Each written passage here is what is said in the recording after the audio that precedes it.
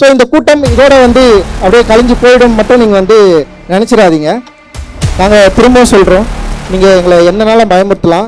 So உங்கள் கட்சியில் நாங்கள் வந்து கட்சிக்காரர்களாக சேர்ந்து எம்எல்ஏவாக ஜெயிச்ச அடிமைகள் கிடையாது. நாங்கள்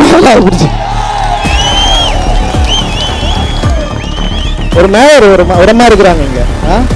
நீ டிஎம்கேல இருக்கிறதுனால மேயர் கிடையாதுமா. ரிசர்வேஷன் ரிசர்வேஷன் அப்படின்ற ஒரு வார்த்தையினால் நீங்கள் மேயராக்கப்பட்டிருக்கிறீர்கள். கயல்விழி செல்வராஜ் நீங்க வந்து ஏன் ஆதி திராவிட நலத்துறை அமைச்சராக மாறினீங்கன்றதை நீங்க புரிஞ்சுக்கோங்க. ஓகேவா? ரிசர்வேஷன்.